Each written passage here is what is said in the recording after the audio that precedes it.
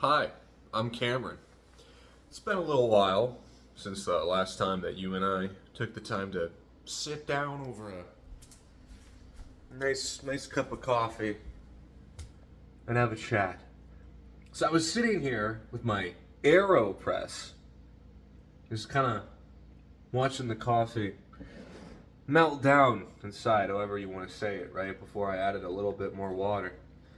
What I used to do with this, I used to just force everything down in the normal way with an AeroPress, and I would just add in the rest of the water afterwards. But that ended up tasting kind of watered down. That wasn't very good. I didn't like that very much. And so it was kind of this thought of like, well, what if I just put in all the water at once and it just overflows? Or maybe it's too much water in your coffee cup. It had me thinking. An AeroPress is a lot like relationships with other people. And that, let's say you have like this AeroPress in front of you, and it has that coffee, and it's all your friends. You're like, the coffee is your friends. The coffee, like grains, are your friends. And then the cup is you. You are the cup. That's right. Now you have this fantastic AeroPress all the way over there, and you like have your big push thingy, right? Push thing, that's what we're calling it. You try to like force that down and filter it out so that way you can absorb all of that liquidy goodness that is the coffee that you need to start the day. But the reality of it is that, you can't squeeze too many friends into one situation and try to like filter everything out so that way you have only exactly what you want. You have to kind of just wait it out. Maybe you might need to have it drip inside a little bit over time so that way you can kind of still get everything that you need, but that way you're not forcing it. The cup doesn't overflow. Now you just have this big mess of emotions that you need to clean up afterwards, and all your friends are liquids strewn out all over the place. Kind of just have to let it be. I feel like my biggest issue right now is that I try to force people too much to kind of fit the standards that I need for my own emotional well-being. Now, I'm a very extroverted person, supposedly. So, let's say that maybe my emotional capacity for the day is 10,000. So, if I give somebody 10% of that 10,000, that's like nothing to me. But if I have a friend whose emotional amount, like their most emotional capacity for the day, is 1,000, 10,000 is an insurmountable number. 1,000 is like nothing compared to my 10,000. It's a tenth of it. But that's everything that they have. They're putting out everything that they have into that interaction. And so for them, maybe simple things might be a little bit more difficult that aren't as difficult for an extroverted person. That doesn't mean that they're inferior. It doesn't mean that I'm better or anything like that. And it also doesn't mean that if I need more to be at that emotional normal, that means I'm needy or inferior in my own way. It's just that different people have different standards and different needs on an emotional level in order to feel satisfied by the end of the day. Just like how, crackheads need like 8 pounds of meth to feel okay. Don't do that. Don't do meth. That's your tip of the day. Don't do meth. So it's just something I've been thinking about where I'm getting kind of tired of being the person to always have to say, hey, do you want to hang out? Hey, we should do something. Are you free this weekend? Maybe we should make plans. Do you want to check this out? Because at the end of the day, there's no possible way that I'm ever going to get the response back from the people I'm asking these questions to. Because they're just introverted people. I think the solution in that context would be to find extroverted friends, but that's not necessarily it either. Because the overlap between the things that I'm interested in and extroverted people is extremely limited compared to the overlap between the things that I enjoy and introverted people. So I think the reality of it is just needing to find things that satisfy me on a personal, emotional level without the need for validation from a small group of introverted people. And I think the reality of that is that for me, making these videos helps a lot with that too, because it's like taking that and putting it out there, and it's like an open invitation, you know? It's like, hey everybody, this is what I have to say, take it or leave it. And then, you know, you get consistent people showing up.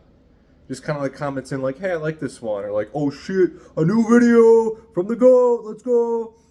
And it's that consistency and that's building up that interaction with people over a long period of time that I really think makes it mean something more than just screaming my thoughts into the void. There are times where I sit down to make a video, record a whole 20-minute thing, and I just delete it because I think, well, this is stupid, nobody likes this. My last video only got 40 views, nobody gives a shit. That's 40 people who sat down and clicked on that and listened to me talk for at least 5 minutes or 30 seconds, however long the metric is. If you were in a room, a small room, and there were 40 people and everybody in there was like, you're awesome, I love you, you'd be like, holy shit, I'm a billionaire, I'm the richest guy in town. It's just that because it's just a number on the internet and you're used to seeing people who are way more miserable have 100,000 followers and 1 million views in every single video that it feels like it's small in comparison.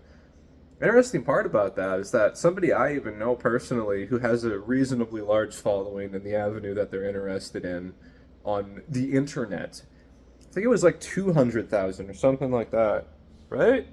It's like 200,000 followers or something. And this person has plenty of human problems like the rest of us. And shoot, there was some artist that I used to know about who had over 1 million followers. I'm sure you can infer what type of artist that this was. I don't need to get more specific about it. And in between all of their tyrannical posts about absurdities, is how we'll phrase that, there's just a random post of them like holding up a picture of like a rotting tooth. So this person who's internet famous isn't a millionaire at all. They just have a big group of people who follow what they do. They don't have some way of facilitating greater interaction with people from that, or God forbid, a greater income from that. They can't even brush their teeth in the morning. So it's that different people are good at different things. You know, just because I can read a book and I could be like, you know, Mishima really kind of gives us an entryway into the heart of the Japanese person living during, you know, World War II, after the bombs started dropping, and the existential sense of dread and feeling like who you are as a person doesn't exist, and you're forced to be this amalgamation of what people expect you to be, never to be allowed to be yourself. And when you have the opportunity to become something more because of that positivity in your life, you're too scared. I can say that. I can say all that pseudo-philosophical crap, but I can't ride a skateboard. Last time I tried to ride a skateboard, my leg flew behind my head and I threw up. I was like, I'm not riding a skateboard anymore. So it's just that different people are good at different things.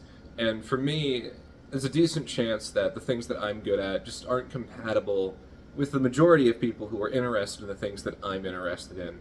Or maybe because the majority of people who are interested in the things that I'm in don't spend all day on Discord or 4chan or something.